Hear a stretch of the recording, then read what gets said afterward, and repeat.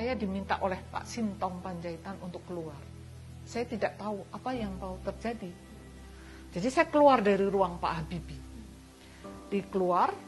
Nah di luar sudah ada, di luar pintu itu sudah ada Pak Wiranto berdiri begini, Pak Wiranto. Kemudian di sini Pak Sintong, kemudian di sini adalah Kapolri.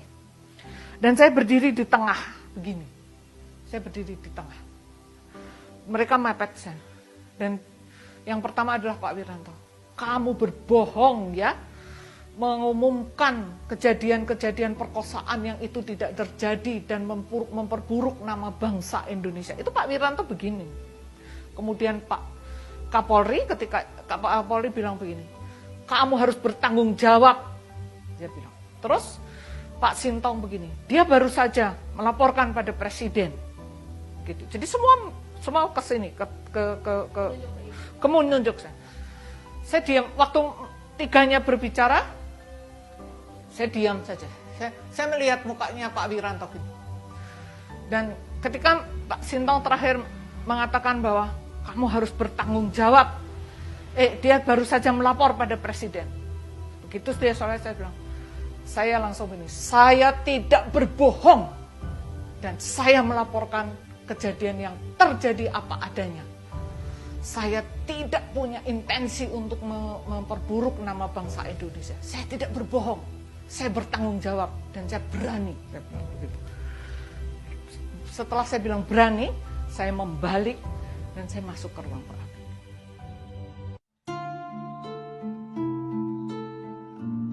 Penyangkalan terhadap fakta pemerkosaan dan kekerasan seksual dalam tragedi Mei 98 sejak informasi terkait peristiwa ini mengemuka ke publik beberapa pekan setelah kerusuhan Mei 98 kerap disuarakan oleh sejumlah elit politik, terutama dari kalangan militer.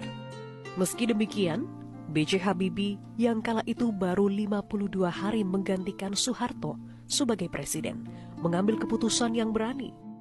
Presiden Habibie memberi kesempatan kepada sejumlah aktivis perempuan yang tergabung dalam masyarakat anti kekerasan terhadap perempuan untuk mengungkapkan temuan data dan fakta kekerasan seksual Mei 98.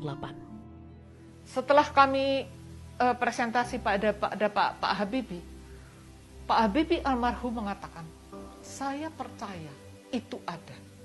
Karena keponakan saya punya teman dekat, seorang Tionghoa yang menjadi korban perkosaan. Jadi apa yang ibu-ibu semua sampaikan, saya percaya.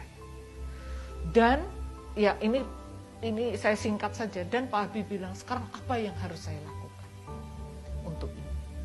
Dan Ibu Sap mengatakan, kami ingin punya komisi nasional yang melindungi perempuan dari segala tindak kekerasan, baik oleh negara maupun oleh di rumah tangga. Jadi itu. Dan Pak Habibie mengatakan, baik, kalau begitu susun draft.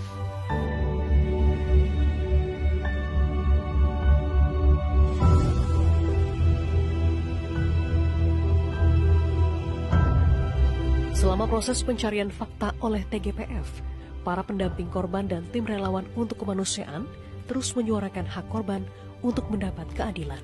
Namun selama proses ini, para relawan dan pendamping korban silih berganti mendapat ancaman dan teror agar menghentikan pencarian fakta dan pendampingan korban.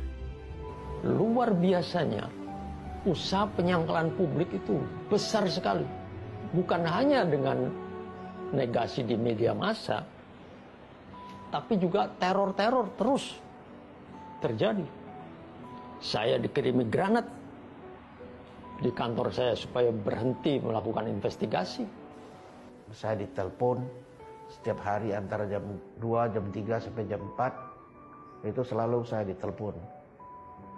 Saya diancam dengan kata-kata, lu Cina ya, sekarang lu bisa bersuara ya. Kami tahu siapa anak kamu. Nama anak kamu yang pertama ini, lahir tanggal segini, sekolah di sini. Yang anak kedua namanya ini, lahir tanggal segini, sekolahnya di sini. Kami tahu semuanya. Saya pulang dari rumah sakit subuh-subuh, saya merasa saya dikejar dengan sebuah mobil. Saya merasa saya dikejar. Saya melarikan diri keluar dari jalan tol. Lalu muter-muter di Cengkareng baru pulang. Sampai ke rumah sudah sekitar jam 6 subuh. Di sisi lain, meski Presiden B.J. Habibie mendukung upaya pengungkapan kasus perkosaan Mei 98, sejumlah pejabat pemerintah justru menyuarakan hal sebaliknya. Beberapa pejabat berwenang misalnya terus menuntut dihadirkannya korban yang mau memberi kesaksian terbuka pada publik tanpa adanya jaminan perlindungan yang memadai. Keadilan kita membutuhkan yang namanya testimoni korban langsung. Korban harus datang ke pengadilan. Sementara perkosaan Mei 98 adalah perkosaan massal. Yang kita tidak tahu siapa pemerkosanya. Tidak bisa kita tahu. Dan si korban, kita sudah tahu bahwa korban kalau testimoni dan menunjukkan diri, justru dia nanti akan menjadi korban berikut. Kalau keluarga kita diancam, siapa yang tidak takut? Mungkin ada 1-2 orang saja yang gila barangkali yang mau bersaksi. Saya kaitkan dengan ancaman-ancaman yang saya terima itu dengan kejadian kenyataan matinya anjing saya di rumah. Saya punya 3 ekor anjing. 1 anjing blasteran yang bisa molos dari pintu pagar, mati tertabrak atau ditabrak. Yang jelas aneh dia mati ketabrak, itu aneh. Yang kedua, anjingnya putih, saya tidak tahu dari jenis apa, anjing ras juga. Mati di dalam pekarangan saya, mati keracunan. Saat upaya mengungkap kasus